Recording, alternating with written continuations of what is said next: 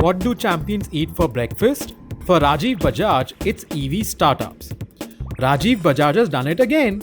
The self-proclaimed champion of two-wheelers claimed that his company Bajaj will gobble up EV startups like Ather, Ola Electric and Tork motorcycles.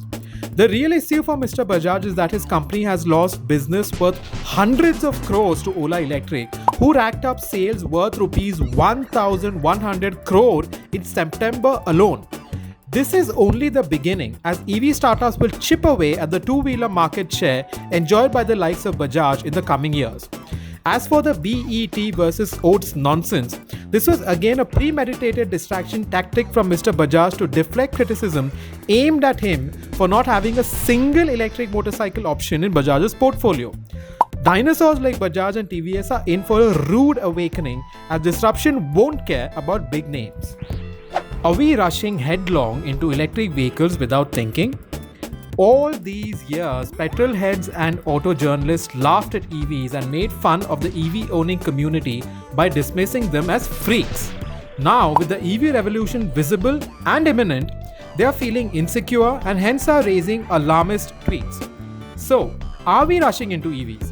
The fact that this guy is even asking such a question shows the absolute disregard for air pollution issues that India is facing. India cannot keep manufacturing millions of pollution scooters and cars. It's just not sustainable. Regarding fire safety, battery tech is getting better as we speak. We just learned about BYD's LFP blade cells, which won't catch fire. Let these auto journalists keep having low quality discussions among themselves while India moves ahead and leaves these dinosaurs behind. Mahindra Group expects 50% of vehicles sold by 2030 to be electric. So, the managing director and CEO of Mahindra Group, Mr. Anish Shah, says that 50% of its vehicle sales will be EVs by 2030. How did he arrive at this number? Mahindra has not announced any sort of major investments in EVs or laid out a vision for EVs. They have no clue about battery cell manufacturing, EV powertrain systems, or have shown us a future-proof EV platform. Even EV startups like Omega, Seiki, Euler Motors, Ola Electric have far superior EV ambition than Mahindra ever did. If Mahindra does not get its act together, they could be finished by 2030 as more and more EV-focused startups and MNCs eat into the commercial and passenger vehicle business. So as usual, Abhishek, very interesting gossip. Thank you so much for that. And I think, these guys are big media. They have a lot of influence and they are unfortunately using their pedestal for FUD, fear, uncertainty, doubt. I mean, don't tell me there aren't any fires in ICE vehicles or there aren't any accidents or there aren't any problems with other technologies that we invent. There are always going to be low quality products and good quality ones. We do have electricity around for hundreds of years now. We understand quite a lot about it. We may not know everything about the universe, but I'm pretty sure that there are enough safeguards that you don't really come up against these kind of problems which are one-off cases which would have happened no matter what you did. So I feel they are just trying to cash in on some kind of psyche and scare people away. And come on, don't tell me that you don't need EVs to solve problems for you. Air pollution is not something which is very recent. The kind of environmental disasters that you come up with the oil industry and oil spills, Exxon Valdez, all of these things, they aren't something that you want to just leave around. You want to fix it. You want to change the way you work so that things get better.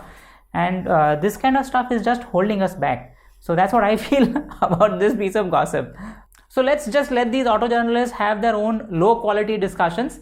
Maybe within 10 years, they'll be driving electrics themselves. So next up, we've got Mr. Rajiv Bajaj once again. And I think this guy just keeps on throwing up smoke screens. Or he's a really brilliant genius and he comes up with fantastic, amazing acronyms. I mean, bet on bet, come on, Bajaj, Enfield and TVS. And then he has Oats, Ola, Ather, Tork, and he didn't find anything for S. So then he just got Smarty, who is not even a manufacturer, he's just an aggregator. So, and that's how they got Oats. I think he really anticipated that he would have a question on this. He's not disrupting his motorcycles. He's just kept that Chetak scooter there, which they are making sure that it doesn't sell by raising the price, by not making it accessible and available. So maybe he thought of this response, way before the press conference, and that's why it came up over there. Of course, the ice heads over there had a hearty laugh. They enjoyed themselves. Let's see, they've had the first laugh. Let's see who has the last one. And then, of course, the EV industry would not keep silent. So you have Mr. Tarun Mehta from Ather, and he said, okay, here we go. We've got the breakfast of champions, oats for you. So and that was a good tweet by him. I'm sure a lot of people must have resonated with them. You can just go along smelling that dirty stuff and all the smoke that comes out of the ice scooters, or you can come and have oats and have a healthy breakfast with us. So that was the fun part, but the serious part is that even in 2021 they continue to launch ICE motorcycles like the Bajaj Pulsar, and they haven't got a single electric equivalent in their portfolio as of yet. And they are definitely a company who has the wherewithal to do this. And there are other companies which are coming out, like Criden for instance, with electric motorcycles. Why can't Bajaj? So this is something that they are using to maintain the status quo, to maintain an existing business which they don't want to disrupt. And they don't care about us at all. They don't care about the environment. They don't care about soaring oil prices. All they want is to line their pocketbooks and keep you captive and in their cage. So well, guys, this must be the opinion of these companies because they are heavily into ice manufacturing. But we did a poll last month and about 2,000 people actually responded, and they said that they would first be interested in buying electric scooters and bikes from EV startups, and then they would look at assemblers and aggregators, and finally at the end of the show they would then go, if they had no other option, to existing ice manufacturers. So if they feel that disruption is not going to touch them, that they are going to go on merrily the way they were before, I think they are in for a very hard awakening. So they can bet their dirty bets, but I bet you oats are gonna kick their ass just like this. Toot, toot, toot, toot, toot,